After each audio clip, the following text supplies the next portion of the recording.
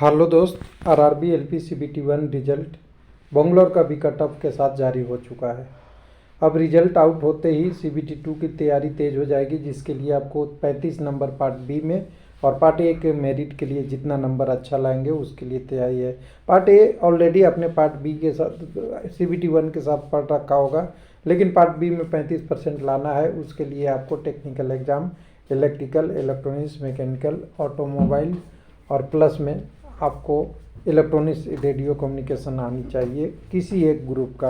हाँ, पीसीएम है तो पीसीएम वाला भी यहाँ सब्जेक्ट है, फिजिक्स केमिस्ट्री वाला, वो भी ले सकते हैं। लेकिन कम्युनिटी वाइज जब कैंडिडेट की बात होगी तो कम्युनिटी वाइज कैंडिडेट के लिए 21 जोन का कट ऑफ अलग अलग कैसे होगा।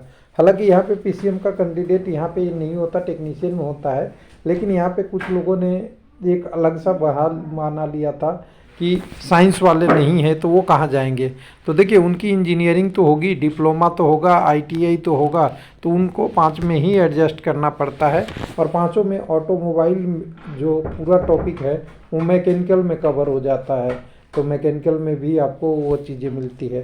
तो 21 जोन का एक कटअप का पैटर्न बन चुका है। इतना जोन का हमने एनालिसिस किया तो ईडब्ल्यूएस को तो मौज ही मौज है, कोई जगह भी क्वालिफाई से ज़्यादा कटअप नहीं गया है। एक आध जगह गया है तो 2-4 नंबर की है, तो एंजॉय कीजिए 10% रिजर्वेशन बेनिफिट का ईडब्ल्यूएस के लिए। लेकिन वो गवर्नमेंट ने दिया है और कानूनी है और कोर्ट से भी जीता हुआ फैसला है कि ये संवैधानिक है, तो उस पर हम बात नहीं करेंगे। लेकिन मौज है, इसलिए मौज बतानी पड़ेगी चाहे किसी की भी हो। तो चलिए बंगलौर में चलेंगे। बंगलौर में देखिएगा, यहाँ पे रिजल्ट आ गया है एलपी का। यहाँ पे आपका कटअप है और नीचे में शॉर्ट लिस्टेड कैंडिडेट है। कटअप यहाँ से निकाल लेंगे, हम ऊपर से खोल लेंगे, ओपन करेंगे तो कटअप ठीक ठाक है, बहुत कम नहीं है, मीडियम में है। ना रेड जोन है ना ग्रीन जोन है, मीडियम जोन है। क्योंकि यहाँ पे देखेंगे कटअप यूआर का 58.49 गया है। मैक्सिमम कटअप 63 के आसपास अभी तक का नोट हुआ है, तो 63 से तो 58 कम ही है। एसी का 42, एसटी के लिए 31, ओबीसी के 47.16 और ईडब्ल्यूएस का फिर से मौज 40.07, जो मिनिमम क्वालिफाई नंबर है। अगर लिस्ट की बात करेंगे तो लिस्ट यहाँ से मिल जाएगा हमें। लिस्ट हमें इसीलिए चाहिए कि कितने कैंडिडेट क्वालिफाई है, इसका एनालिसिस करना है और डाटा के साथ आपको संतुष्टि भरी जवाब देना है कि क्या कैसे हो रहा है। तो टोटल कैंडिडेट 22,471 है, करीब 1100 प्लस कैंडिडेट कम क्वालिफाई किए हैं 15 गुना से। तो ये सब डाटा आपको मिलते रहेगा हमारे चैनल पे और टेक्निकली से। अगर सब्सक्राइब कर लिए हैं तो आपको जल्दी मिलेगा, सब्सक्राइब नहीं किए हैं तो कोई बात नहीं। रेलवे लाइव के तरफ कमेंट करके बार बार लोगों को पूछते हैं, हमें उससे एक महसूस हो जाता है कि चैनल सब्सक्राइब नहीं किए होंगे तभी ऐसा कमेंट आ रहा है। क्योंकि हमने जो पिछली वीडियो में बात किया है उसी का कमेंट पूछ रहे हैं, मतलब उन्होंने वीडियो नहीं देखा है, सिंपल सी बात है। तो चलिए छोड़िए, ये सब चीज़ों पे होते रहेगा डिस्कशन। अपने आते हैं पीडीएफ पे और पीडीएफ के माध्यम से समझाते हैं कि क्या है यहाँ का माजरा। तो देखिए, टोटल पहले का एनालिसिस क्या था, यहाँ की बात नहीं करेंगे। पहले तो हम ऑलरेडी डिस्कस कर चुके हैं कि 640 यूआर की वैकेंसी है, एसी का 235, एसटी 111, ओबीसी के 426, ईडब्ल्यूएस के 157, टोटल 1576 वैकेंसी है। कम्युनिटी वाइज डाटा हमारे पास नहीं था, टोटल डाटा से लमसम करके हमने एक 15 गुना कैंडिडेट का कटअप निकाला था। उस कटअप के बारे में सबको जानकारी होनी चाहिए कि जो हमने बोला वो फेल हुआ या पास।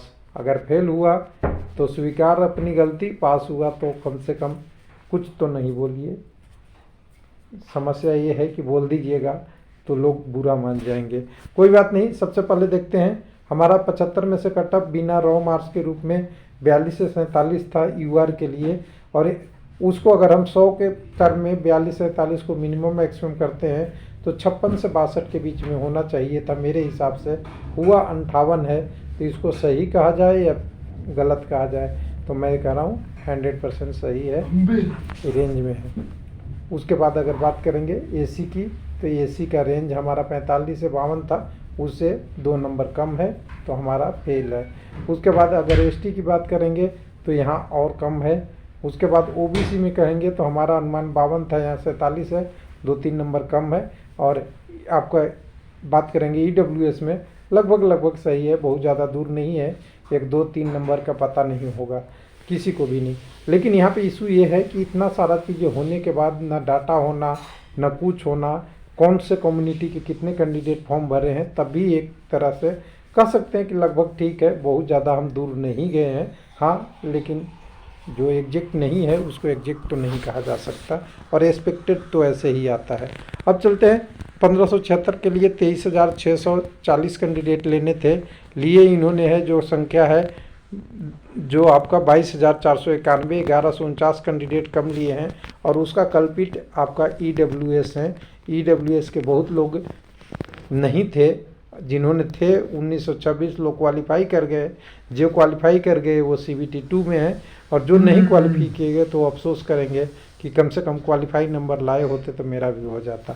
अगर बात करेंगे OBC में तो 12,927 लोग क्वालिफाई किए हैं, 6,537 लोग कम से कम UR में गए हैं।